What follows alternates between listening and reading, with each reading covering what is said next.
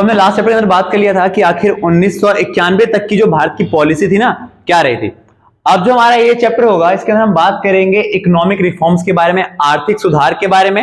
NCERT के according ये आपका 3rd चैप्टर है और टीआर जैन के अकॉर्डिंग ये आपका 4th चैप्टर है, जिसके अंदर हम बात करेंगे इंडियन इकोनॉमिक आफ्टर 1991, यानी 1991 के बाद भारतीय अर्थव्यवस्था के बारे में हम इसके अंदर बात करेंगे।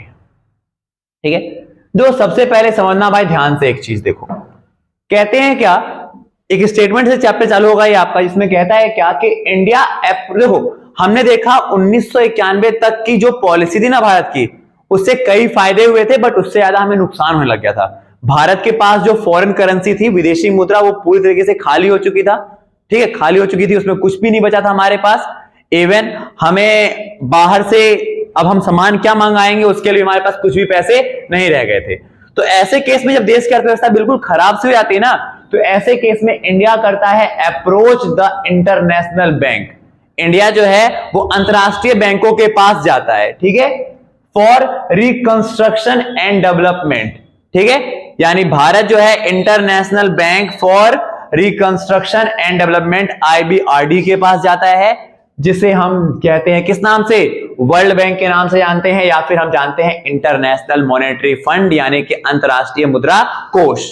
ठीक है, क्योंकि देश की अर्थव्यवस्था पूरी तरीके से चरमरा चुकी है, कुछ भी नहीं था देश के अंदर, देश का खजाना खाली था, सरकारी उद्योग घाटे में चल रहे थे। तो ऐसी स्थिति में देश की अर्थव्यवस्था को पुनः पटरी पर लाने के लिए भारत का पास केवल एक ही लक्ष्य था, वो था IBRD, international bank for reconstruction and development, जिसे हम कॉमनली जानते हैं किस नाम से, वर्ल्ड बैंक या फिर अंतरराष्ट्रीय मुद्रा कोष IMF के नाम से जानते हैं। ठीक है, एंड रिसीव करता है, कितने का लोन मिलता है हमें उस समय, तो $7 बिलियन, 7 अरब डॉलर का हम लोन लेकर के वहां से आते हैं। बट हमने, और खास करके जो आर्ट्स वाले बच्चे होंगे उन्हें ये बात पता होती है कि जब भी IMF या वर्ल्ड बैंक, विश्व बैंक या अंतरराष्ट्रीय मुद्रा कोष कोई पैसा लोन देते हैं ना, तो लोन देने के साथ वो एक शर्त लगा देती है, जिसे हम लोगों ने, आर्ट्स वालों ने पढ़ रखा है शॉक थेरेपी के नाम से। ठीक है, शॉक थेरेपी यानी कि चोट पहुंचाकर इलाज करेंगे, मतलब तुम्हें इलाज तो करेंगे भाई तुम्हारा, बट तुम्हें थोड़ा सा कष्ट देंगे। अब कष्ट क्या था, तो कंडीशन क्या थी इन्होंने, तो इन्होंने कंडीशन कहा कि देख भाई, हम तुम्हें $7 बिलियन दे रहे हैं, पर कंडीशन ये है कि तुमने जो अपनी अर्थव्यवस्था बंद कर रखी है ना, तुम्हें उसे क्या करनी पड़ेगी, खोलनी पड़ेगी। यानी जो तुमने बाहरी देशों के साथ व्यापार बंद कर रखा है, तुमने बाहर देशों को अपने देशों में आने नहीं दिया ना, उसे खोलो, दूसरे देशों के लिए द्वार खोलो। यानी कि तुम्हें अपने देश के अंदर क्या करना है, ग्लोबलाइजेशन, वैश्वीकरण लेकर आना है। तुमने अपने देश के उद्योगों पे जो लाइसेंसिंग लगा रखा है ना, उसे हटा करके तुम्हें लिबरलाइजेशन करना है, उदारीकरण करना है। तुमने अपने देश के अंदर जो सरकार के पास ज्यादा उद्योग रख रखे हैं ना, सरकारी उद्योग ज्यादा रख रखे हैं, उसे तुम्हें क्या करना है, प्राइवेटाइज करना है, निजीकरण करना है। यानी कि बेसिकली तुम्हें LPQ, लाइसेंसिंग परमिट और कोटा, इसके स्थान पर LPG लेकर आना है, लाइसेंसिंग, प्राइवेटाइजेशन, ग्लोबलाइजेशन। ठीक है, सॉरी, लिबरलाइजेशन, प्राइवेटाइजेशन, ग्लोबलाइजेशन, उदारीकरण, निजीकरण और वैश्वीकरण। ठीक है, इस चित्र में आप देख पा रहे हो, ये भी कुछ इसी प्रकार से व्याख्या कर रहा है। भारत को वर्ल्ड बैंक से कुछ सहायता चाहिए, सहायता तो मिल जाती है, पर सहायता में क्या लिखा जाता है, अपनी अर्थव्यवस्था में क्या लेकर आ जाओ, LPG लेकर आ जाओ, तभी सहायता करेंगे तुम्हारी। ठीक है, समझ भाई। तो चैप्टर का जो स्टार्टिंग था, आप समझ गए होंगे कि देश जो है बहुत गरीबी हालत में है भारत, और उस समय एक ही रास्ता दिखता है भारत के सामने, IBRD, अंतरराष्ट्रीय बैंक पुनर्स्थापना व विकास के लिए, IBRD, international bank for reconstruction और डेवलपमेंट। इसको दो मेन संस्थाएं हैं इसकी, एक है वर्ल्ड बैंक, विश्व बैंक, और एक होता है IMF, इंटरनेशनल मॉनेटरी फंड, अंतरराष्ट्रीय मुद्रा कोष। ये भारत को कितने का कर्जा दे देते हैं, $7 बिलियन का कर्जा देते हैं, बट बदले में देते हैं एक शर्त कि तुम्हें अपने देश में जो पहले से LPG चल LPQ लगा था ना, तुम LPQ, लाइसेंस, परमिट, कोटा, उसके स्थान पर तुम क्या लेकर आओगे, LPG, यानी लिबरलाइजेशन, उदारीकरण, प्राइवेटाइजेशन, निजीकरण, और ग्लोबलाइजेशन यानी वैश्वीकरण आप लेकर के आओगे। ठीक है, तो आखिर बात करते हैं कि व्हाट इज NEP, कि ये न्यू इकोनॉमिक पॉलिसी, नई आर्थिक नीति थी क्या। ठीक है। तो कहते हैं एनईपी यानी कि नई आर्थिक नीति जो है वो स्टैंड करती है न्यू इकोनॉमिक पॉलिसी के नाम से, नई आर्थिक नीति के नाम से, और इसके तहत मुख्य रूप से 3 चीजें हैं। नई आर्थिक नीति के अंदर कितनी चीजें हैं? 3। कौन कौन सी? लिबरलाइजेशन, उदारीकरण, प्राइवेटाइजेशन, निजीकरण, ग्लोबलाइजेशन यानी कि आपका वैश्वीकरण। ये 3 चीजें हैं इसके अंदर, ठीक है। कौन कौन सी 3 चीजें? उदारीकरण, प्राइवेटाइजेशन यानी कि आपका निजीकरण, ग्लोबलाइजेशन यानी कि वैश्वीकरण। उदारीकरण, निजीकरण और आपका वैश्वीकरण, ठीक है। और ये है हमारा एलपीजी। पहले क्या होता था? पहले था हमारा एलपीक्यू। एल से पहले होता था लाइसेंस लेना पड़ेगा, फिर होता था हमारे पास क्या? परमिट, कि आपको अगर कुछ भी चीज करना है तो सरकार से परमिट करो, ये करो। और कोटा होता था कि मतलब कोई भी जो है हमारे पास कोटा, मतलब कि अगर कोई भी ना कुछ प्रोडक्शन भी करना चाहता है ना तो प्रोडक्शन की मात्रा ये फिक्स कर दी जाती थी कि आप इससे ज्यादा उत्पादन नहीं कर सकते, क्योंकि ये कौन उत्पादन करेंगे? छोटे पैमाने के उद्योग उत्पादन करेंगे। तो हम उस समय ये कर देते और उसके स्थान पर हम ये करेंगे, ठीक है। उदारीकरण, निजीकरण और वैश्वीकरण, एक एक करके इन सबके बारे में बात करते हैं। सबसे पहले हम बात करते हैं किसके बारे में? लिबरलाइजेशन के बारे में, यानी कि हम बात करते हैं उदारीकरण के बारे में, ठीक है। देखो उदारीकरण बेसिकली होता क्या है समझना। तो उदारीकरण was introduced to put an end of these restrictions and open various sector of the economic। कहीं ना कहीं उदारीकरण जो है सरकार के द्वारा जो रिस्ट्रिक्शंस लगा रखे थे ना, जो प्रतिबंध लगा रखे थे, उदारीकरण का मतलब यही होता है प्रतिबंधों को हटाना और दरवाजे खोल देना अपने देश में कई क्षेत्रों के लिए, ठीक है। उदारीकरण का जो शाब्दिक अर्थ होता है, जो मीनिंग होती है इसकी सिंपल सी होती है कि सरकार द्वारा लगाए गए प्रतिबंधों को हटाना व सभी क्षेत्रों के लिए द्वार खोल देना, ठीक है भाई, समझ आया। फिर अगर बात करें it reduce all those restrictions, इसने उन सारे प्रतिबंधों को हटाया ओवर द इंडस्ट्रीज, जो किसके ऊपर लगे हुए थे? उद्योगों के ऊपर। And also the removal of licensing, साथ ही साथ वो लाइसेंस लेने वाली बात थी ना कि अगर आप कोई भी उद्योग खोलना चाहते हो आपको लाइसेंस लेना पड़ेगा। ऐसा नहीं था कि लाइसेंस अब नहीं था, लाइसेंस था, बट कुछ क्षेत्रों के अंदर, जैसे कि आप शराब का करना चाहते हो, फार्मेसी खोलना चाहते हो, तो आपको लाइसेंस लेना पड़ेगा। बट पहले के टाइम में हर चीज में अगर कोई निजी बंदा खोलना चाहता था ना, कुछ भी प्राइवेट वाला, उसको कहते हैं लाइसेंस लो। तो लाइसेंस को हटाया गया, कुछ रेस्ट्रिक्शंस थे उनको कम कर दिए गए, और साथ ही साथ लूजनिंग किया गया, ढीला किया गया, किसमें? Trade and tariff policy. कहते हैं ना व्यापार की जो कहते हैं आयात निर्यात शुल्क, यानी कि जो आपका इंपोर्ट एक्सपोर्ट टैक्सेस होता है ना, इसमें भी क्या किया गया? कमी किया गया, ठीक है। तो अगर आपसे ओवरऑल आप समझ गए होंगे लिबरलाइजेशन का मतलब क्या होता है, तो लिबरलाइजेशन का मतलब होता है रिस्ट्रिक्शंस को हटाना, लाइसेंसिंग को कम करना, लूज करना, ढील देना, किसके अंदर? आपके जो ट्रेड एंड टैरिफ पॉलिसी है ना, व्यापार और शुल्क नीति, इन सब में आपको कमी करनी है ताकि इंपोर्ट एक्सपोर्ट आप बढ़ा सको, ठीक है। समझ आया ये चीज। अब बात करें there were some major element of the liberalization, या लिबरलाइजेशन के दौरान कौन कौन से मुख्य तत्व थे, जरा इनकी बात करते हैं। तो सबसे पहला जो मेजर तत्व था आपके पास उदारीकरण के दौरान, मुख्य तत्व की बारे में बात करते हैं। उदारीकरण के दौरान मुख्य तत्व, तो इसमें से कौन कौन से मुख्य तत्व थे, जरा इनकी बात करें। तो जो सबसे पहला था हमारे पास वो क्या था? Industrial licensing under which every entrepreneur had to get permission from government officials to start a firm. पहले क्या था? लाइसेंस लेना पड़ेगा किसी ना किसी गवर्नमेंट अधिकारी से। अगर आप अपना फर्म स्टार्ट करना चाहते हो ना, तो आपको सरकार से अनुमति लेना जरूरी था। बट अब उसे क्या कर दिया गया? और ठीक है, अगर आप फर्म स्टार्ट करना चाहते हो या बंद करना चाहते थे, पहले लाइसेंस लेना पड़ता था, बट अब उसे क्या कर दिया गया है? अब उसे समाप्त कर दिया गया। तो पहला एलिमेंट जो किया गया या पहला सुधार हम कह सकते हैं लाइसेंसिंग के दौरान, लिबरलाइजेशन के दौरान किया गया, वो ये था कि सरकार द्वारा जो अनुमति लेनी होती थी ना, पहले अनुमति लेनी थी उद्योगों को स्टार्ट करने के लिए, उद्योगों को प्रारंभ करने के लिए इसमें क्या हुआ, इसमें अब हम उदार हुए हैं, इसमें अब हम उदार हो गए, मतलब कि सरकार ने इसमें थोड़ी सी ढीला दिखाया, सरकार ने थोड़ा सा लिबरलाइजेशन कर दिया कि हाँ भाई हर व्यक्ति जो चाहता है इंडस्ट्री लगा सकता है, उसे ज्यादा लाइसेंसिंग का ताम झाम करना नहीं पड़ेगा। पहला ये था, ठीक है, लाइसेंसिंग को कमी कर दी गई, ठीक है। हाँ, अब दूसरा अगर हम फैक्टर की बात करेंगे इसके अंदर, वो क्या था हमारे पास, तो दूसरा फैक्टर था इंडस्ट्री।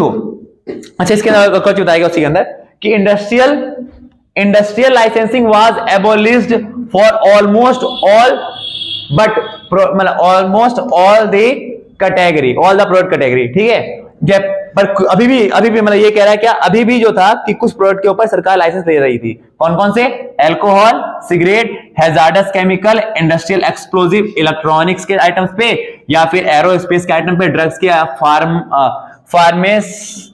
फार्मास्यूटिकल्स, इन सारे पर आपको क्या करना पड़ता, अब लाइसेंस लेना पड़ता था। मतलब पहले के टाइम में क्या था, हर उद्योगों पे आपको लाइसेंस लेना था, बट अब जो है उस लाइसेंस को कम कर दिया गया, कुछ ही क्षेत्रों के लिए, कुछ ही चीजों का उत्पादन करने के लिए आपको लाइसेंस लेना था। जैसे आप शराब का करते हो, सिगरेट करते हो, कोई भी आप खतरनाक रासायनिक चीजों का काम कर रहे हो, तो आप इन सब चीजों पे लाइसेंस लेना पड़ेगा।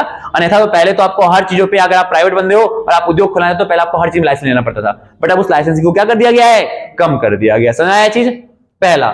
दूसरा अगर हम बात करें तो लिबरलाइजेशन के अंदर जो दूसरा सुधार हुआ, पहला सुधार किसमें हुआ, लाइसेंसिंग के अंदर की लाइसेंसिंग को हटा दिया गया या कम कर दिया गया, ठीक है।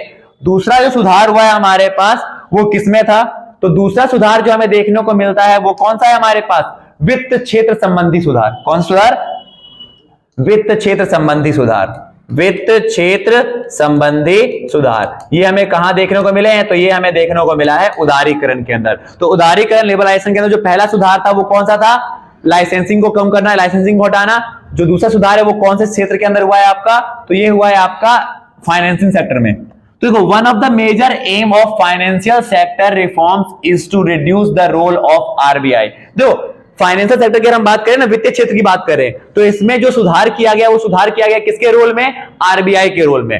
पहले आरबीआई का मेजर रोल क्या था, पहले आरबीआई जो थी वो रेगुलेटर के तौर पर काम करती थी, नियंत्रक के तौर पर काम करती थी, बट अब जो था आरबीआई रेगुलेटर नहीं बन गई, बल्कि क्या बन गई, वो फैसिलिटेटर। पहले थी नियामक, अब बन गई सहायक। समझाया चीज। तो फाइनेंशियल सेक्टर के अंदर जो सुधार किया गया वो ये सुधार किया गया कि आरबीआई की पावर को थोड़ा सा कम करते हुए हमने उसे रेगुलेटर के स्थान पर क्या बना दिया, फैसिलिटेटर।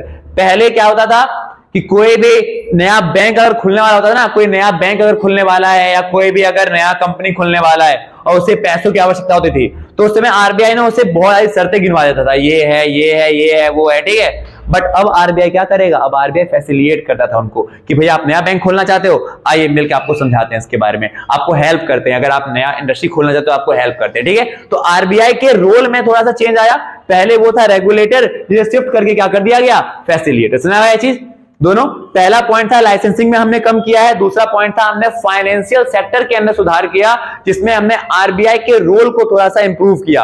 पहले आरबीआई का मेजर रोल था रेगुलेटर, नियामक बनना, बट अब वो क्या बन गई है, सहायक बन गई है, ठीक है। सुनिए, this means that the financial sector may be allowed to take decision on many matter without consulting the RBI. देखो, पहले के टाइम में क्या होता था ना कि अगर मैं कॉमर्शियल बैंक के पास, वाणिज्य बैंक के पास मेरी कंपनी है, मैं कॉमर्शियल बैंक को कैसे गया कि भैया मुझे लोन चाहिए, इतने का लोन चाहिए, तो वो पहले आरबीआई से पूछते थे कि भैया ये लोन मांगना है, इसको दिया जाए कि नहीं दिया जाए, ठीक है। बट अब ऐसा नहीं होता। अब अगर आप एक फाइनेंशियल इंस्टीट्यूट हो, अगर आप एक कॉमर्शियल बैंक हो, तो आप डायरेक्ट अपनी इच्छा पर, अपने मैटर के हिसाब से आप उसे लोन दो या नहीं दो, ठीक है। आरबीआई रेगुलेट करेगी कुछ नियम बना करके, बट अब वो ज्यादा इंटरफेयर इसमें नहीं करती। समझ आए। तो दूसरा सुधार कहां पर हुआ है आपका, निजी वित्त संबंधी क्षेत्र में, जिसमें क्या हुआ है, जिसमें आरबीआई जो है अब वो क्या बन गई है, आरबीआई नियामक से क्या बन गई है, सहायक बन गई है, ठीक है। अब आरबीआई डराती नहीं है, बल्कि अब आरबीआई सहायता करती है ताकि लोग मोटिवेट हो, हाँ भाई हम भी फर्म खोलेंगे, ठीक है। तो रिवर्सिंग के दो सुधार हो गए। पहला सुधार आपको पता चल गया, पहला सुधार कौन सा था, लाइसेंस को कम करना। दूसरा सुधार कौन सा हो गया आपका, फाइनेंशियल सेक्टर में जो सुधार किया गया है। क्या सुधार था इसके अंदर, आरबीआई के रोल को लेकर के, ठीक है। तीसरा अगर हम बात करें इसके अंदर, जो तीसरा सुधार हुआ था लाइसेंसिंग सेक्टर, सॉरी लिबरलाइजेशन के अंदर, वो क्या था, तो वो तीसरा सुधार था टैक्सुअल रिफॉर्म, यानी कि अगर हम बात करें तो कर संबंधी सुधार। पहले के टाइम में ना टैक्सेस कई सारे होते थे, अब उसको निपटा करके केवल 2 टैक्स रह गए देश के अंदर। कर संबंधी सुधार में क्या हुआ, तो तीसरा, अगर आपसे क्वेश्चन पूछता है ना कि लिबरलाइजेशन के मेजर एलिमेंट क्या क्या प्रभाव पड़े हैं या लिबरलाइजेशन के अकॉर्डिंग क्या क्या रिफॉर्म्स किए गए हैं, सुधार किए गए, तो हम लिख सकते हैं लाइसेंसिंग को कम किया गया, रोल ऑफ आरबीआई चेंज हो गया, पहले वो रेगुलेटर था वो फैसिलिटेटर बन गया, पहले नियामक था वो सहायक बन गया, और तीसरा क्या हुआ है, कर संबंधी सुधार किया हमने। कौन सुधार किया है, कर संबंधी सुधार, जिसमें अब टैक्स के कितने प्रकार हो गए हैं, केवल 2, डायरेक्ट टैक्स और इनडायरेक्ट टैक्स। अब जो कर है हमारा वो 2 प्रकार का हो गया, प्रत्यक्ष कर और अप्रत्यक्ष कर, ठीक है, जो कि ठीक है। और the rate of the corporation tax, वो जो होता था निगम कर, कॉर्पोरेशन टैक्स, उसको भी कहीं ना कहीं धीरे धीरे कम कर दिया गया। निगम टैक्स का मतलब होता है कि मान के चलो कोई फर्म ने कितना इनकम जनरेट किया उसके ऊपर उससे टैक्स देंगे, तो उसको भी धीरे धीरे कम किया गया, ताकि भाई हर एक व्यक्ति को ऐसा लगे कि कमा रहा हूं पर सारा पैसा सरकार ले आ रही है, ठीक है। तो 3 सुधार हुए, और फिर बाद में इसको भी 2017 में क्या कर दिया गया है, आपको एक ही टैक्स हो गया हमारे पास जीएसटी के नाम से, ठीक है। तो ये समझ आए भाई, तो 3 सुधार हुए। पहला सुधार था हमारे पास लाइसेंसिंग कम कर दी गई, दूसरा सुधार था आपके पास क्या कि रोल ऑफ आरबीआई चेंज हुआ, और तीसरा था हमारे पास कर संबंधी सुधार, इसमें कर के 2 प्रकार कर दिए गए, एक था डायरेक्ट, एक था आपका इनडायरेक्ट। समझ में आया भाई यहां तक, ठीक है। चौथा जो पॉइंट हुआ इसके अंदर वो क्या था, फॉरेन एक्सचेंज रेट। देखो द रूपी वाज डिवैल्यूड, देखो अब क्योंकि हमें व्यापार करना है, क्योंकि हमें तो $7 बिलियन दे दिया गया है, $7 अरब दे दिया, और पीछे से लाठी भी दे दी गई है कि अगर जल्दी जल्दी शर्तें नहीं मानी तो छीन लेंगे पैसे तुमसे, ठीक है। तो अब जब ये लाठी दी गई है ना हमारे पास, तो इसमें उन्होंने कह रखा था कि भाई तुम्हें अपने देश में बाहर की कंपनियों को आने देना है। अब बाहर की देश की कंपनी हमारे जैसे गरीब देश में जल्दी नहीं आएगी, कुछ फायदा तो होना चाहिए। तो फायदे के लिए हमने क्या किया, अपने देश की करेंसी की वैल्यू को हमने क्या कर दिया, डाउन कर दिया, ठीक है। द रूपी वाज डिवैल्यूड, रुपयों का अवमूल्यन किया गया, डिवैल्यूएशन किया गया, ठीक है, अगेंस्ट फॉरेन करेंसी, ताकि क्या हो सके, जो बाहर के लोग हो हमारे देश में सोचे कि भाई पहले उनको $1 पे अगर ₹7 मिलते थे, तो हमने अब उसे $1 के बदले ₹15 देना चालू कर दिया, तो अब उन लोगों को फायदा दिखेगा कि भाई यहां इन्वेस्ट करो, $1 के बदले सिर्फ 15 मिल जाएंगे, ठीक है। तो ऐसे में कहीं ना कहीं उन्हें बेनिफिट देखने को नजर आया। तो जो चौथा सुधार हुआ था वो हमारा क्या सुधार था, विनिमय दर संबंधी सुधार, विनिमय दर संबंधी सुधार, जिसमें हमने क्या किया है, तो जिसमें हमने अपनी घरेलू मुद्रा का क्या किया, घरेलू मुद्रा का अवमूल्यन किया है, डिवैल्यूएशन किया है, जिसमें अपने अपनी फॉरेन डोमेस्टिक करेंसी को गिरा दिया, ताकि फॉरेन वाले लोग हमारे देश में आकर के व्यापार करें, उन्हें हमारा देश सस्ता पड़े, और ठीक है, समझ भाई। तो ये 4 सुधार समझा गया। पहला, लिबरलाइजेशन के अंदर क्या किया गया है, तो लाइसेंस को घटा दिया गया, आरबीआई का रोल थोड़ा सा चेंज हुआ है, टैक्स संबंधी सुधार किया हमने, 2 कर दिए, डायरेक्ट इनडायरेक्ट, जो बाद में आके जीएसटी बन गई, 1 टैक्स, और हमने विदेशी विनिमय दर में सुधार किया, यानी कि हमने क्या किया है, तो हमने अपने देश की करेंसी को और डाउन किया, ताकि बाहर के लोगों को हमारा देश ज्यादा बेनिफिशियल नजर आए। ये 4 सुधार।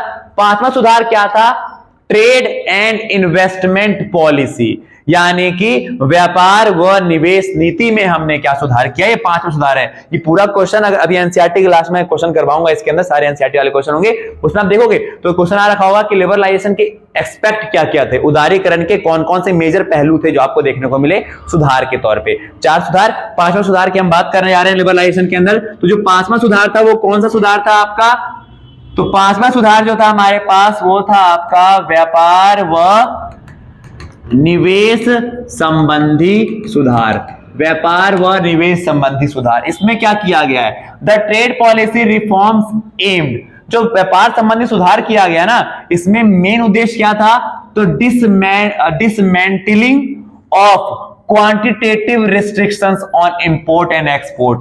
पहले क्या था कि ना एक कोटा फिक्स कर दिया था कि आप इससे ज्यादा ना ही मंगाओगे, इससे ज्यादा ना ही आप बेचोगे। अब उसको क्या कर दिया गया, डिसमेल्ट कर दिया गया, कम कर दिया गया, हटा दिया गया। सुना है चीज, मतलब पहले क्या था हमारे पास, तो आयात व निर्यात पर जो कोटा था ना, इस कोटे को खत्म किया गया। आपकी मर्जी है आप कितना मंगाओ, आपकी मर्जी है आप वहां पे कितना बेचो, ठीक है, पहला सुधार। दूसरा सुधार क्या था हमारे पास, रिडक्शन ऑफ टैरिफ रेट। वो जो आयात निर्यात शुल्क था ना, उस शुल्क में भी क्या किया गया है, कमी किया गया है। पहले आपको मान के चलो, आप अगर आप, खास बात यह है कि इंपोर्ट टैक्स जो था ना, इंपोर्ट टैक्स, वहां से चीजें मंगाने वाला टैक्स, इसको कम कर दिया गया। अब देखो ध्यान समझना, एक चीज बताने आ रहा हूं। देखो, एक होता है आपका इंपोर्ट टैक्स।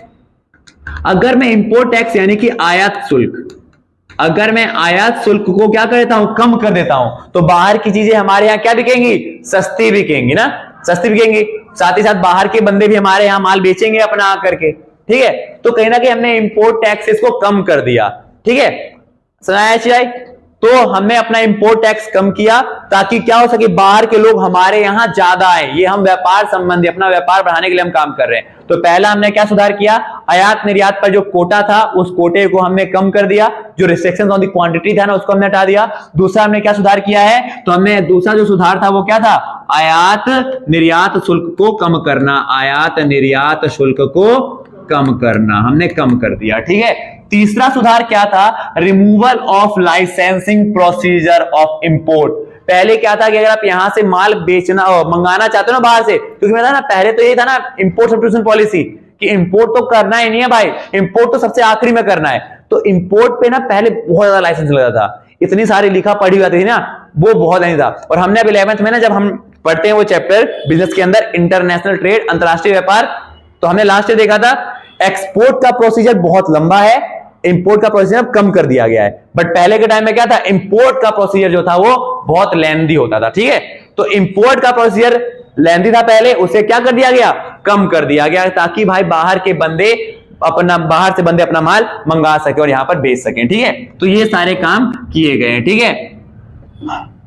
और साथ ही साथ इंपोर्ट लाइसेंसिंग वाज एबोलिश्ड, और इंपोर्ट लाइसेंसिंग को तो पूरी तरह से खत्म कर दिया गया, बस उन चीजों पे रहने दिया जो कि एनवायरनमेंट के लिए नुकसानदायक है। अगर हम कोई चीज बाहर से मंगा रहे हैं जो हमारे पर्यावरण के लिए नुकसानदायक है ना, उस पे लाइसेंस रहने दिया गया, ठीक है। तो ये सारे आपके कुछ काम हुए थे, मेजर चीजें, ठीक है। और एक्सपोर्ट ड्यूटीज को भी हमने धीरे धीरे कम करना चालू कर दिया। तो अगर आपसे बोलेगा अगर, हाँ, तो यानी जो आपका तीसरा पॉइंट था वो क्या था, तो तीसरा पॉइंट था हमने क्या किया है, आयात कर को कम तथा आयात यानी इंपोर्ट पर, आयात पर लगने वाले प्रतिबंधों को हमने क्या किया, हटा दिया, लाइसेंसिंग को हमने खत्म कर दिया, ठीक है। तो ये 5 एक्सपेक्ट हैं, मेजर चीज, जो 5 मुख्य सुधार हुए थे कहां पर, लिबरलाइजेशन के दौरान, यानी उदारीकरण के दौरान। क्या क्या थे हमारे, पहला था लाइसेंसिंग हटा देना, दूसरा हमने क्या किया था, तो दूसरा हमने अपने फॉरेन एक्सचेंज पॉलिसी को चेंज किया। हमने क्या किया, अपने देश की करेंसी की वैल्यू को डाउन करें ताकि बाहर के लोग हमारे यहाँ आए। साथ ही साथ आरबीआई के रोल में चेंज हुआ था। आरबीआई पहले कंट्रोलर था, रेगुलेटर था, अब उसे फैसिलिटेटर बना दिया गया, सहायक बना दिया गया। हमने अपने व्यापार और निवेश की पॉलिसी में बदलाव किया, हमने जिसमें आयात और निर्यात के शुल्कों को कम कर दिया, ठीक है। हमने जो कोटा फिक्स था उसको हटा दिया, प्लस में जो इंपोर्ट करने में पहले लाइसेंसिंग की प्रोसीजर लंबी होती थी उस प्रोसीजर को हमने कम कर दिया, ठीक है। और एक और था हमारे पास, कौन सा, टेक्सचुअल रिफॉर्म, 2 कर हुए हमारे पास। तो ये कुछ 5 रिफॉर्म्स थे जो कब हुए हमारे, जो हुए हैं आपके लिबरलाइजेशन के दौरान, यानी उदारीकरण के दौरान, ठीक है। दूसरा जो पहलू होता है हमारे पास वो कौन सा होता है, प्राइवेटाइजेशन यानी कि निजीकरण, ठीक है। प्राइवेटाइजेशन यानी कि निजीकरण। जो मेजर जो चीज है ना आपका, एक प्राइवेटाइजेशन, सॉरी लिबरलाइजेशन, उदारीकरण, और एक ग्लोबलाइजेशन, ये 2 ही चीज, यानी कि आपको उदारीकरण और वैश्वीकरण से ज्यादा क्वेश्चन बनते हैं। प्राइवेटाइजेशन से जो मेन चीज आता है वो डिसइन्वेस्टमेंट के बारे में पूछ लेता है, ठीक है। तो प्राइवेटाइजेशन यानी कि निजीकरण की अगर हम बात करें तो निजीकरण क्या होता है, तो सिंपल सी बात है, निजीकरण का मतलब गवर्नमेंट कंपनियां को कन्वर्ट कर दो किसमें, प्राइवेट कंपनी में। सिंपल सी बात है, निजीकरण का मतलब क्या है कि जो भाई प्राइवेट पब्लिक सेक्टर की कंपनियां हैं, सार्वजनिक क्षेत्र के उद्योग हैं, उसको किसमें बदल दो, निजी क्षेत्र के उद्योगों में बदल दो, ठीक है भाई। यानी कि सरकारी क्षेत्रों के उद्योगों को पब्लिक सेक्टर की इंडस्ट्रीज को कन्वर्ट कर देना, किसमें, प्राइवेट सेक्टर इंडस्ट्रीज में। इसी को हम कहते हैं प्राइवेटाइजेशन, निजीकरण कहते हैं, ठीक है। हाँ, और निजीकरण भी 2 तरीके से होते हैं। अगर निजीकरण का परिभाषा क्या हो गया हमारे पास, कि सरकारी उद्यमों को किसमें बदलना, सरकारी उद्यमों को निजी उद्यमों में बदलना, ये आपका निजीकरण कहलाता है। अब निजीकरण जो किया जाता है ये दो तरीके से किया जाता है। पहला, by withdrawal of the government from ownership and management of public sector company. पहला तो होता है क्या कि सरकारी क्षेत्र के जो कंपनियां है ना, इसमें से सरकार का पूरी तरीके से मालिकाना हक हटा लो, सरकार की पूरी तरीके से प्रबंधन जो है, मैनेजमेंट, उसको हटा लो। तो जो पहला तरीका होता है वो क्या होता है, सरकारी कंपनी से सरकारी स्वामित्व को क्या करो, सरकारी स्वामित्व व प्रबंधन, यानी कि सरकारी ओनरशिप और सरकारी मैनेजमेंट को क्या कर लो, हटा लो। पहला तरीका, ठीक है। दूसरा तरीका क्या होता है हमारे पास, by outright sale of public sector. पहली बात तो देखो, हमने पढ़ रखा था, जो पहला चैप्टर था मैंने बताया था, उसमें क्या था, ज्यादातर उद्योग किसके हाथ में रख दिए गए थे, सरकार के हाथों में। तो अब सरकार ने ये कह दिया कि भाई हम जो है वो इस क्षेत्र पे काम नहीं करेंगे, हम इस क्षेत्र की ओनरशिप अब नहीं करेंगे, आप ये उद्योग आप लोग खोलो। तो ये एक तरीका ये हो गया कि ये जो सेक्टर हमारा था ना, अब इसमें आप लोग भी कर सकते हो, अब इसमें हमारी ओनरशिप राइट नहीं रहेगी और ना ही हमारा मैनेजमेंट रहेगा। दूसरा होता है सेल कर देना अपने आउटराइट को, ठीक है, यानी अब अपनी कंपनियों को ही बेच देना। जो दूसरा तरीका होता है वो कौन सा होता है, सरकारी कंपनी को क्या करना, बेचना। तो दो तरीके से निजीकरण होते हैं, समझाया। प्राइवेटाइजेशन यानी निजीकरण का मतलब क्या होता है, तो निजीकरण का मतलब होता है, प्राइवेटाइजेशन का क्या मतलब होता है, सरकारी कंपनियों को किसमें बदलना, निजी कंपनियों में बदल देना, पब्लिक सेक्टर को प्राइवेट सेक्टर में चेंज करना। और ये दो तरीके से होते हैं। जो पहला तरीका होता है वो क्या होता है, सरकारी कंपनी से सरकारी ओनरशिप मैनेजमेंट पूरा छीन लो या हटा लो उनसे, और दूसरा होता है सरकारी कंपनी को ही बेच डालो, ठीक है। दो तरीके से होते हैं।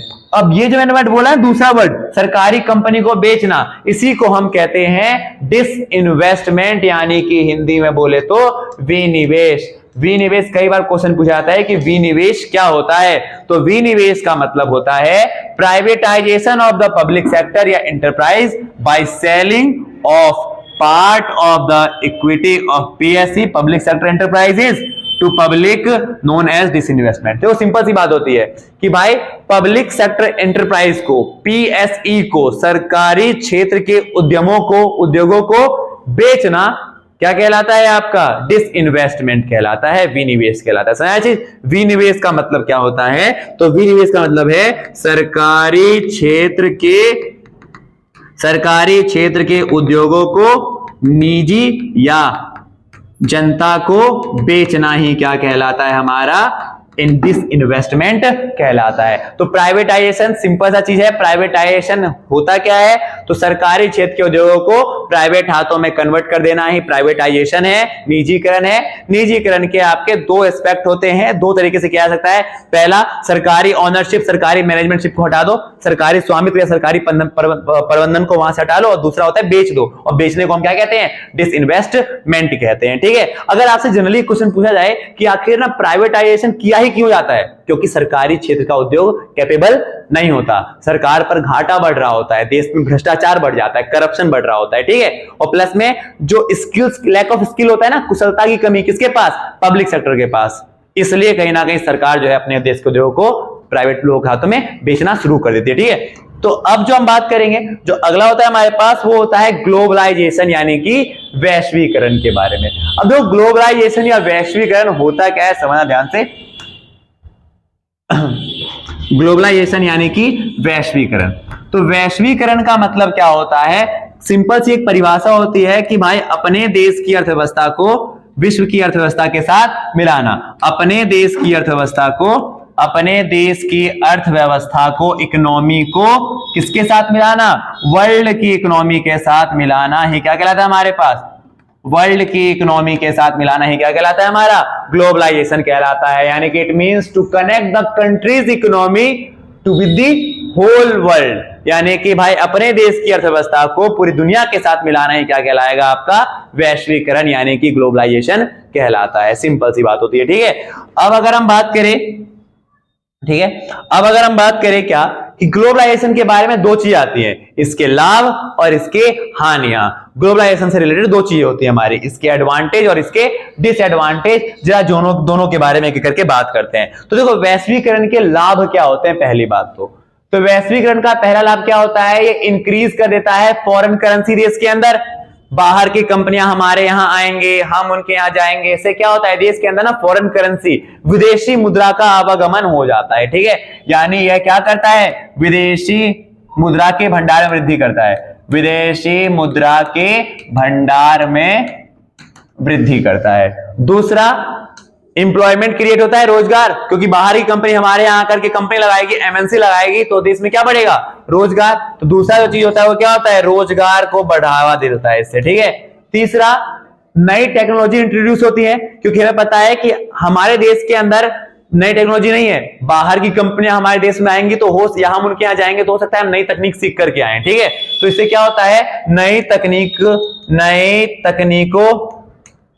नई तकनीकों का आगमन होता है। ठीक है, प्लस में अगर हम बात करें, गुड रिलेशनशिप बन जाते हैं हमारे दूसरे देशों के साथ, कई देशों के साथ संबंध अच्छे बन जाते हैं, क्योंकि हम उनके साथ व्यापार कर रहे हैं, वो हमारे साथ व्यापार कर रहे हैं। ठीक है, इससे एक अच्छा संबंध बनता है। अब मान के चलो मैं किसी देश के साथ कोई व्यापार ही नहीं करूं तो वो मुझे भी मुंह घुमा के नहीं देखेगा। ठीक है, तो सिंपल सी बात है, देशों के मध्य जो संबंध होते हैं ना, देशों के मध्य जो संबंध होते हैं वो भी क्या हो जाते हैं आपके, बेहतर हो जाते हैं। ठीक है, पांचवा पॉइंट क्या होता है, कल्चर एक्सचेंज होता है। जो सभ्यता होती है, परंपरा होती है, इसको भी कहीं ना कहीं एक्सचेंज होता है। हम उनके यहाँ से उनकी कल्चर सीख कर आते हैं, उनका ट्रेडिशन सीख कर आते हैं, वो हमारे यहाँ से हमारे सीख के आते हैं। तो इससे कहीं ना कहीं एक देश की जो संस्कृति है वो दूसरे देश में आदान प्रदान कर सकती है। यानी हम ये कह सकते हैं कि संस्कृति या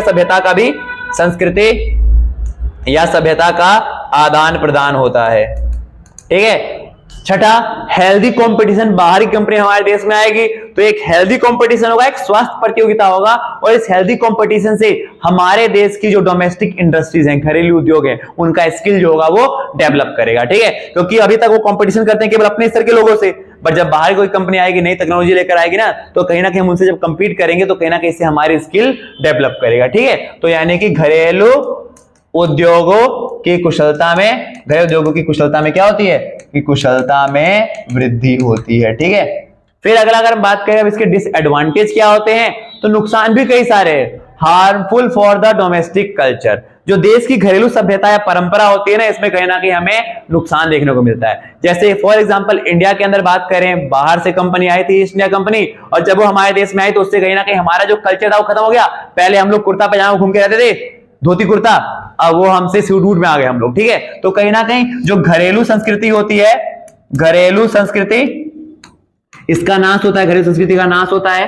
दूसरा अगर हम बात बताएं तो क्या होता है, सीक्रेसी डिजास्टर होता है, यानी कि गोपनीयता का अभाव। सीक्रेसी डिजास्टर का मतलब होता है क्या हमारे पास, कि अब बाहर की कोई भी कंपनी हमारे देश में आ गई ना, तो वो हमारी कंपनी तो है नहीं, वो है उस देश की, तो उससे कहीं ना कहीं देश में हो रहे सारे दंगे फसाद, सारे इंटरनल मैटर की बातें कहीं ना कहीं उससे पता चलती रहती है, जो वो अपने देश में बता देता है, जिससे एक देश की इमेज खराब बन जाती है।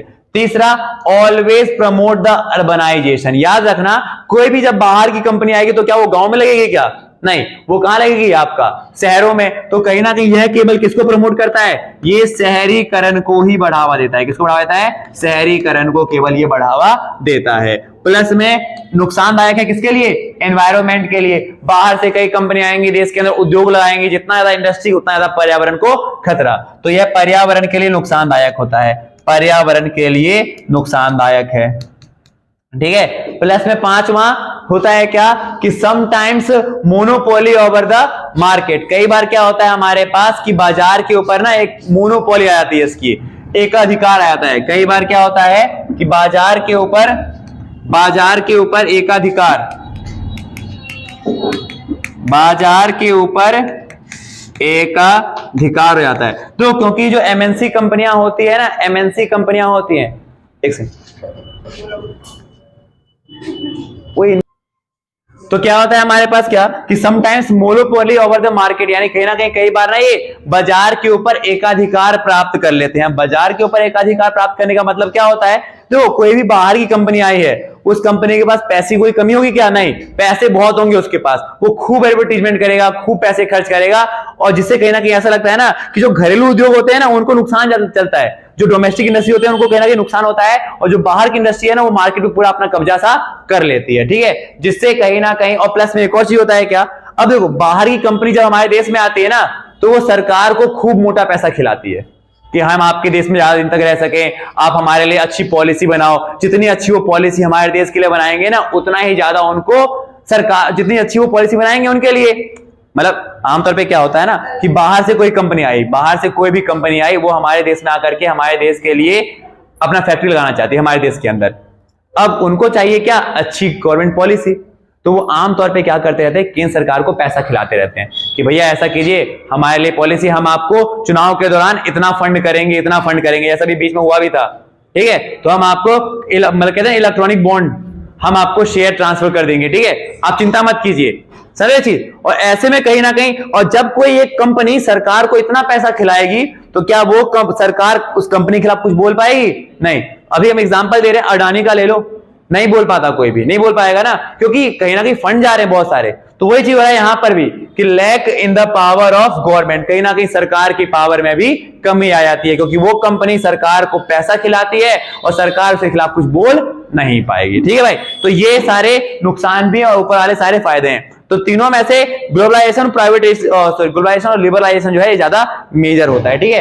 अब अगर हम बात करें इन सब के अतिरिक्त, तो वो होता है हमारे पास कौन सा? वर्ल्ड ट्रेड ऑर्गेनाइजेशन के बारे में, WTO के बारे में जरा हम बात करते हैं अब, ठीक है। WTO के बारे में, यानी कि वर्ल्ड ट्रेड ऑर्गेनाइजेशन के बारे में, विश्व व्यापार संगठन के बारे में। जो बात करते हैं विश्व व्यापार संगठन के बारे में, तो the WTO was founded in 1995। इसकी स्थापना कब हुई थी? 1995 में। विश्व व्यापार संगठन की स्थापना कब हुई? 1995 में। एज द सक्सेसर ऑफ, किसका उत्तराधिकारी था? तो ये उत्तराधिकारी था गेट का। याद रखना, WTO जो है वो किसके स्थान पर आया है? ये आया है GATT के स्थान पर, ठीक है। General agreement on trade and tariff, इसकी फुल फॉर्म होती है general agreement and trade on trade and tariff. तो ये इसके स्थान पर आया था। WTO कब आया? 1995 में। और जो जिसके नाम पर यह आया है गेट, उस गेट की स्थापना कब हुई थी? 1948 में। कितने देशों के सहमति से? 23 देशों की सहमति से, ठीक है। और आज WTO के अंदर लगभग आपका 190 के करीब कंट्रीज जो हैं वो जुड़ी हुई हैं, ठीक है। तो WTO विश्व व्यापार संगठन, इसकी स्थापना 1995 में होती है। और ये किसका उत्तराधिकारी था, सक्सेसर था ये? तो ये था गेट का, general agreement on trade and tariff का, ठीक है। और जब इसकी स्थापना हुई थी, कब हुई थी? 1948 में, ठीक है। और कितने देश ने किया था सिग्नेचर? 23 देशों ने। The WTO agreements cover trade in goods as well as service to the facilitate international trade, चाहे वो बायलैटरल हो चाहे वो मल्टीलैटरल हो, through removal of tariff as well as non tariff barrier and providing greater market access to all member country. तो WTO जो है क्या करता है? तो WTO का जो मुख्य उद्देश्य है ना, वो क्या है कि जितने भी सदस्य देश हैं ये सब आपस में ज्यादा से ज्यादा व्यापार करें, और इनके व्यापार में कोई भी टैरिफ यानी आयात निर्यात शुल्क, इंपोर्ट एक्सपोर्ट ड्यूटीज जो हैं वो बाधा बनकर ना आए। मतलब ये क्या करते हैं ना कि जैसे कि मान के चलो एक WTO के अंदर बहुत सारे मेंबर हैं।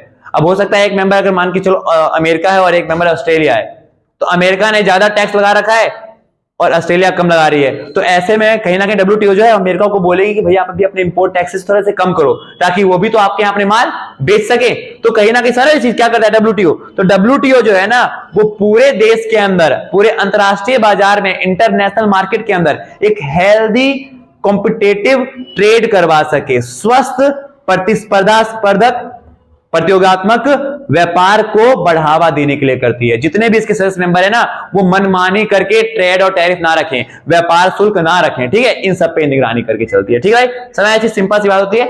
अगला अगर हम बात करें इसके अंदर,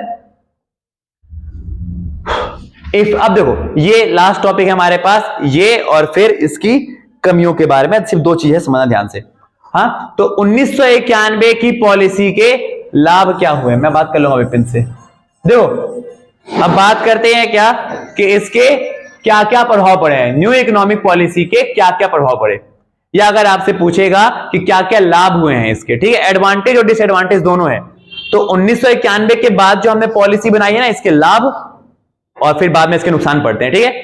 तो जैसे हमने पढ़ा था ना उससे पहला जो पिछले चैप्टर में बात किया था कि 1991 तक की पॉलिसी के क्या लाभ थे क्या नुकसान थे, ऐसे इसका भी है कि 1991 में जो हमने न्यू इकोनॉमिक पॉलिसी बनाई, इसके क्या प्रभाव आए हमारे पास। तो पहला था rapid growth of the GDP। पहला जो प्रभाव हमें देखने को मिला वो साफ था क्या कि देश की GDP जो थी उसमें तेजी से वृद्धि हुई है, ठीक है। तो भाई 1991 की पॉलिसी से, न्यू इकोनॉमिक पॉलिसी को अपनाने से देश को क्या लाभ हुआ? देश की GDP में तेजी से वृद्धि हुई, ठीक है। द पोस्ट 1991 मतलब 1991 के बाद इंडिया गवाह बना एक तेजी से बढ़ते हुए जीडीपी का, ठीक है, on a continual basis for 2 decades. और ये केवल एक साल तक नहीं रहा बल्कि आने वाले 2 दशकों तक यानी 20 सालों तक इंडिया में ऐसा ही आपको तेजी देखने को मिलता रहा, ठीक है। सुनाया, the growth of GDP increase from 5.6% से लेकर के 8.2% तक, ठीक है। यानी कि जो जीडीपी का दर 1980 से 91 में कितना था, 5.6% था, वो बढ़कर कितना हो गया था 2007 से 12 के बीच में 8.2% हो गया। तो जो सबसे पहला हमें बढ़ाव देखने को मिला था वो किसमें देखने को मिला, देश के जीडीपी में। जिस जीडीपी का योगदान, जिस जीडीपी की अगर बात करें जो 1991 से 1980 से लेकर के 1991 में कितना परसेंट था, केवल 5.6 देश की जीडीपी चल रही थी, वो बढ़ करके कितनी हो गई है 8.2%। और आप ना यहाँ पर ये टेबल का ध्यान देना, देखो ध्यान से समझना, इसमें क्या क्या है, कहते हैं एग्रीकल्चर सेक्टर। अब ये टॉपिक जो है ना ये आएगा, एक कमी है हमारे पास। देखो एग्रीकल्चर सेक्टर में आप देखोगे तो ऐसा नहीं हुआ, 2.5, 3.5, 4.7 सुधार में, ये सुधार से पहले सुधार में कितना हुआ 4.7, बट इसके अगर आप देखोगे तो दोबारा से डाउन होता चला गया है। तो ये नुकसान है, याद रखना। अगर अभी हम बात करेंगे ना न्यू इकोनॉमिक पॉलिसी की नुकसान क्या थे, तो पहला नुकसान उसका यही होता है हमारे पास कि एग्रीकल्चर को इग्नोर किया गया इसके अंदर, ठीक है। क्योंकि आप देख पा रहे हो कि भाई जो सुधार से पहले था सुधार के बाद भी वैसा ही रहा है, ठीक है। दूसरा अगर हम बात करें इंडस्ट्री के बारे में तो ये थोड़ा सा ग्रो कर रहा है, 7.6, 8, 6.5 ये सही था, बट ग्रोथ रेट इसकी भी समय के साथ क्या हो जाती है, धीरे धीरे कम हो जाती है, ठीक है। मतलब जीडीपी तो बढ़ रही है बट समय के साथ जो ग्रोथ रेट होगा उसका धीरे धीरे कम होता चला जाएगा, ठीक है। सर्विस सेक्टर जो था वो कहीं ना कहीं अच्छा देखने को मिला है। तो अगर हम बात कह सकते हैं ये बात कि सबसे ज्यादा जो अच्छा इफेक्ट आया न्यू इकोनॉमिक पॉलिसी का वो किसके ऊपर आया है, सर्विस क्षेत्र के ऊपर। और ऐसा क्यों आया, क्योंकि सेवा क्षेत्र के ऊपर ऐसा क्यों आया, क्योंकि हमने बाहरी कंपनी को कहा कि आइए आकर हमारे देश में व्यापार कीजिए, हमारे देश में अपनी बिजनेस लगाइए। और जब हमारे देश में आते थे तो उन्हें हमारे देश में चाहिए होते थे आपके ऐसे मजदूर जो उनके आउटसोर्सिंग वाले कामों को, जिसे हम कहते हैं ना बाहर से काम करना, बीपीओ वाले कामों को बढ़ावा दे सके, जैसे कॉल सेंटर का काम हो गया, ठीक है, एजेंट बनने का काम हो गया। तो ये सारे काम थर्ड सेक्टर में ज्यादा योगदान हमें देखने को मिला। तो पहला जो ओवरऑल हम कह सकते हैं कि देश की जीडीपी बढ़ी 5.6 से सीधे सीधे 8.2 हो गई, बट आप देख पा रहे हो एग्रीकल्चर इंडस्ट्री में बढ़ाव हुआ, फिर समय के साथ वो वापस से कम होता चला गया। ये नुकसान है, अभी हम आगे आगे पढ़ेंगे इसके बारे में, ठीक है। तो पहला आपको प्रभाव देखने को मिला। दूसरा प्रभाव क्या था हमारे पास, विदेशी निवेश में आपको वृद्धि देखने को मिली। दूसरा था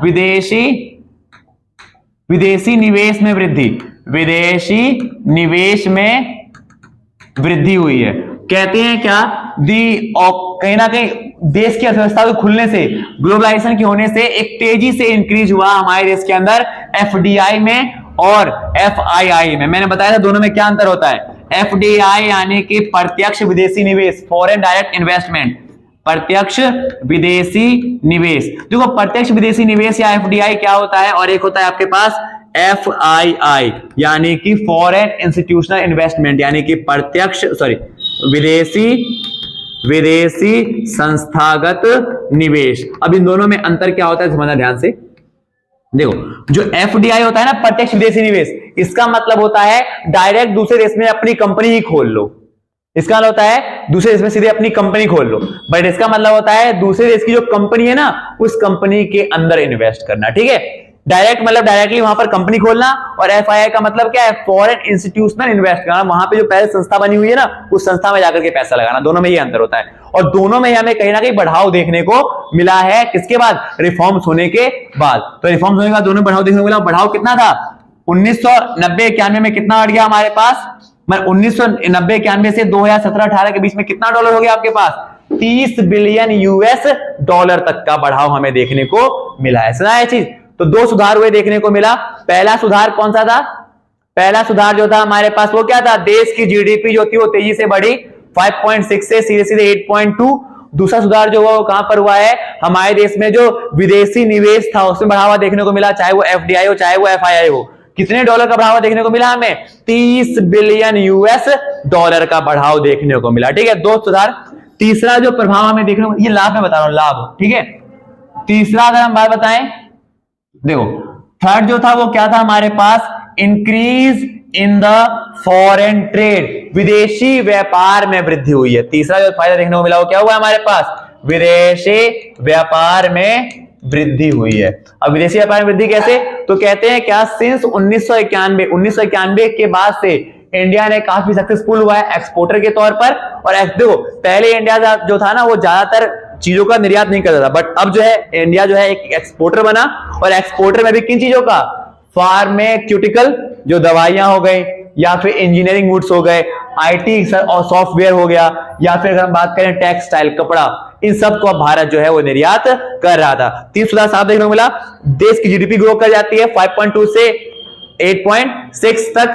दूसरा जो सुधार देखने को मिला वो क्या था हमारे पास, क्या जो विदेशी प्रत्यक्ष निवेश है इसमें हमें वृद्धि देखने को मिलती है, कितना 30 बिलियन यूएस डॉलर, चाहे वो एफडीआई की बात करें चाहे वो एफआईआई की बात करें। तीसरा क्या था हमारे पास, increase in the foreign trade, विदेशी व्यापार में बढ़ावा देखने को हमें मिला है। ठीक है, कितना मतलब अब भारत जो है कई चीजों का निर्यात करने लगा, चाहे वो फार्मा मेडिकल वाली हो, चाहे वो सॉफ्टवेयर की बात हो, चाहे हम बात करें टेक्सटाइल की सब चीजों की। ठीक है, जो चौथा पॉइंट था हमारे पास वो क्या है, इंक्रीज इन द एम्प्लॉयमेंट, रोजगार तो बढ़ेगा, बाहर से कंपनी आएगी तो देश में रोजगार बढ़ेगा। ठीक है, पांचवा पॉइंट हो जाता है हमारे पास कौन सा, रिफॉर्म्स इन एग्रीकल्चर। जो ड्यूरिंग द, मैंने कहा था एग्रीकल्चर पे कुछ समय के आप देखोगे बढ़ा हुआ है, बट समय के साथ वो वापस से घटता चला गया है। तो सुधार तो कुछ समय देखने को मिला हमें, कहते हैं during the reforms the agriculture sector didn't much benefit हुआ। ठीक है, ज्यादा बेनिफिट इसे नहीं मिला, बट वो स्टार्टिंग के कुछ सीजन अगर हम बात करें तो हमें हल्का सा बढ़ावा इसमें भी देखने को मिलता है। ठीक है, बट ज्यादा बढ़ावा इसमें नहीं मिल पाया। क्यों नहीं मिल पाया, क्योंकि हमने क्या कर दिया था, इंपोर्ट ड्यूटीज को कम कर दिया गया था, आयात शुल्क को हमने क्या कर दिया था, कम, यानी बाहर से जो वस्तु आ रही है उसको हमने, उस पर हमने टैक्स बहुत कम कर दिया, जिससे बाहर की वस्तु क्या आएंगी, सस्ती, तो लोग हमारे देश की चीजों को क्या ही करेंगे ना। ठीक है, समझ चीज। तो इसलिए कहीं ना कहीं अगर आपसे पूछे भी क्वेश्चन कि आखिर क्यों एग्रीकल्चर सेक्टर को ज्यादा प्रमोशन नहीं मिल पाया एनईपी के द्वारा, नई आर्थिक नीति के द्वारा, तो हम कहेंगे क्योंकि आयात शुल्क को क्या कर दिया गया था, कम। जैसे आप इंपोर्ट ड्यूटीज कम करते हो तो बाहर से आने वाली चीज सस्ती पड़ जाती हैं, और जब वो सस्ती होती हैं तो देश में जो उगी हुई चीजें हो तो जनरली महंगी है, क्योंकि भारत एक ऐसी महंगा देश है, इसमें खेत में जो सामान उग रहा है वो महंगा, उगाने वक्त में तो महंगा होता ही है, बट जब उसे ट्रक पे लाद दिया जाता है तो पेट्रोल का खर्चा और जुड़ जाता है उसके अंदर, अब वो और महंगा हो जाता है। ठीक है, समझा चीज। तो ये फिर छठा पॉइंट क्या होता है, शहरीकरण। देखो नई एक आर्थिक नीति से ये हुआ कि देश के अंदर शहरीकरण को बहुत ज्यादा बढ़ावा मिला, क्योंकि हम सब जानते हैं जितने भी एमएनसी कंपनी होती है, जितने भी आपकी बाहरी कंपनियां होती हैं, वो सब कहां आकर के काम करने जाती है, शहरों के अंदर, जिससे शहरीकरण का बढ़ावा हमें देखने को मिला। और जो सातवां था वो कौन सा था हमारे पास, सातवां था रिफॉर्म्स इन इंडस्ट्रीज। तो ये कह रहा है रिमूवल ऑफ द लाइसेंसिंग को दूर करने के बाद कहीं ना कहीं अधिकतर तौर पे हर एक व्यक्ति जो था वो कहीं ना कहीं इन्वेस्ट करना चाहता था, नए नए इंडस्ट्रियल ग्रोथ हमारे हो रहे थे, बट इसका भी जो ग्राफ था वो समय के साथ डाउनवर्ड चलता चला गया। तो ये सारे कुछ फायदा थे। फायदे में भी क्या क्या था, अच्छा एक और फायदा होगा अभी इसके नीचे, इंफ्रास्ट्रक्चर शायद, हाँ नहीं ड्रॉबैक है अभी। तो अगर हम बात करें तो क्या क्या फायदा हुआ हमारे पास, तो कई सारे फायदे थे। जिसमें पहला फायदा देखा था क्या, जीडीपी बढ़ जाती है। दूसरा क्या था हमारे पास, विदेशी निवेश में वृद्धि होती है, लगभग 30 बिलियन यूएस डॉलर की वृद्धि होती है। हमारे पास फॉरेन ट्रेड बढ़ जाता है, उसमें हमारा जो शेयर था ना एक्सपोर्ट का, निर्यात का, वही बढ़ जाता है। रोजगार बढ़ जाता है देश के अंदर। एग्रीकल्चर सुधार होते हैं हमारे पास, भले वो आगे चल के डाउन हो गए। और पांचवा शहरीकरण बढ़ावा होता है, प्लस में रिफॉर्म्स होते हैं इंडस्ट्री के अंदर, यानी औद्योगिक क्षेत्र में सुधार किए जाते हैं। ठीक है, क्योंकि लाइसेंसिंग को हमने कम कर दिया तो देश के अंदर अधिकतर तौर पे इंडस्ट्रीज का ग्रो होना हमें साफ दिख पा रहा था। ठीक है, अच्छा और एक और हम लिख सकते हैं कि देश के अंदर नए नए आधारिक संरचना का भी सृजन हुआ, नए नए इंफ्रास्ट्रक्चर भी बनाए गए थे। ठीक है, अब जो लास्ट टॉपिक है इस चैप्टर का वो है इसका ड्रॉबैक, यानी कि इसकी कमियां। क्या क्या कमियां थी इसकी, ठीक है, तो कई सारी कमियां हैं। पहली कमी तो हमने ऊपर ही ग्राफ में देख लिया था, ignorance of the rural area. ग्रामीण क्षेत्रों को पूरी तरीके से इग्नोर किया गया है। एमएनसी का पूरा फोकस कहां होता है, शहरी क्षेत्रों की तरफ, अर्बनाइजेशन की तरफ। तो कहीं ना कहीं ग्रामीण क्षेत्रों की अनदेखी, ग्रामीण क्षेत्रों को इससे ज्यादा कोई लाभ देखने को मिला भी नहीं। ठीक है, not the complete development of the industries का भी ज्यादा डेवलपमेंट नहीं हो पाया, बिकॉज ऑफ चीप इंपोर्ट, क्योंकि अब आयात सस्ते हो चुके थे, प्लस में इनएडिक्वेट इन्वेस्टमेंट इन द इंफ्रास्ट्रक्चर। देश की आधारित संरचना पे भी ज्यादा उस समय नहीं किया जा रहा था। तो एक तो सामान, बाहर से आने वाले सामान सस्ते हो गए थे, तो जिससे हमारे देश में बनाए गए या उगाए जाने वाले मालों की जो दाम था वो उनसे कंपटीशन हम ऑब्वियसली बातें नहीं कर पा रहे थे, जिससे हमारा माल कम बिकता था, उनका माल ज्यादा बिकेगा। ठीक है, तो दो हो गए हमारे पास ग्रामीण क्षेत्र की अनदेखी की गई, और दूसरा औद्योगिक क्षेत्र को ज्यादा विकसित नहीं किया जा सका। दो कारण थे इसके पीछे। एक तो हमारे देश की इंपोर्ट पॉलिसी होती, वो आयात नीति, वो काफी हमने चीप कर रखी थी ताकि बाहर से आने वाले सामान जो है सस्ता पड़ जाए। ठीक है, फिर तीसरा जो था डिसइन्वेस्टमेंट, हमने पब्लिक सेक्टर के उद्योग को जो बेचा था ना, तो बेचने से कहीं ना कहीं भी सरकारी उद्योग को भी बहुत नुकसान हुआ। देखो, जब भी सरकार ना अपनी कंपनियों को बेचना चालू करती है, तो जब भी याद रखना, कोई भी देश ना अगर समझ के चलो वर्ल्ड बैंक के पास जा रहा है ना, और वर्ल्ड बैंक ने अगर ये शर्त रख दी कि भैया हम आपको लोन देंगे, बट जो लोन का कंडीशन होगा वो क्या होगा कि आपको अपने यहाँ के जो उद्योग हैं उसको क्या करने पड़ेंगे, प्राइवेटाइज करने पड़ेंगे। गवर्नमेंट को क्या करने पड़ेंगे, प्राइवेटाइज करने पड़ेंगे। और ये बात जो होती है ना मार्केट में फैल जाती है कि अब सरकार हमें उद्योग बेचेगी, तो कल तक जो बंदे ना उद्योग खोलने के लाखों बर्बाद करने जाते थे ना, अब वो बर्बाद नहीं करेंगे। उन्हें पता है कि सरकार को तो भाई अब हमारी जरूरत है, सरकार को तो बेचना ही है। तो ऐसे में ना अब वो लोग जानबूझ के रेट हाई लगाते ही नहीं है, नहीं बेचना मत बेचिए, क्योंकि सरकार को तो डंडा है, बेचेंगे जरूर। तो वो क्या करते थे, आपका कम दाम में बेचते थे। और यही हुआ था यूरोप के अंदर भी, जब सोवियत संघ का विघटन हुआ था यूएसआर का, और रूस बना था उस समय भी। ठीक है, प्लस में यानी वो तीसरा वही था हमारे पास कि विनिवेश के द्वारा सरकार को बहुत नुकसान हुआ। जब सरकार ने अपनी कंपनियां बेची है ना, तो विनिवेश से सरकार को क्या हुआ है, सरकार को काफी नुकसान हुआ। ठीक है, एक और था, देखो टैक्स रिफॉर्म्स, सरकार ने टैक्स रिफॉर्म्स तो कर दिए, कर सुधार सरकार ने कर दिए, सरकार ने कर सुधार किया, कुछ सब्सिडी बढ़ाई, जिससे सरकार को जितना पैसा आना था ना, जो सरकार की फिस्कल रिवेन्यू था, यानी कि कहते हैं राजकोषीय राजस्व सरकार का, वो कहीं ना कहीं उतना नहीं हो पाया।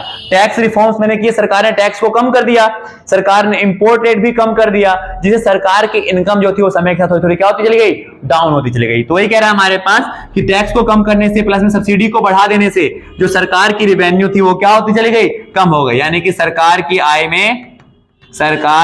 आय में भी क्या हुई है, कमी हुई है। ठीक है, प्लस में भले कितना भी आप एम्प्लॉयमेंट दे दो, बट देश की जब तक जनसंख्या कंट्रोल नहीं होगी तो ये समस्या हमारा पीछा कभी नहीं छोड़ेगा, बेरोजगारी रहेगी, और प्लस में आपका निर्धनता भी रहेगा। और आप इसके अंदर एक और पॉइंट लिख सकते हो, वो पॉइंट कौन सा होगा आपका, एग्रीकल्चर को भी अनदेखा किया गया, कृषि क्षेत्र को भी इग्नोर किया गया, क्योंकि हमने देखा भी था ग्राफ के अंदर कि कुछ सालों तक तो एग्रीकल्चर बढ़ा, बट उसके जो फिर जीडीपी में कंट्रीब्यूशन की दर थी वो उतनी हो गई जितना कि इस रिफॉर्म्स के पहले थे। ठीक है, ये पूरा आपका इस चैप्टर के बारे में था। ठीक है, कल जो है हम बात करेंगे इस चैप्टर के कुछ मेजर एनसीईआरटी बेस्ड क्वेश्चंस के बारे में।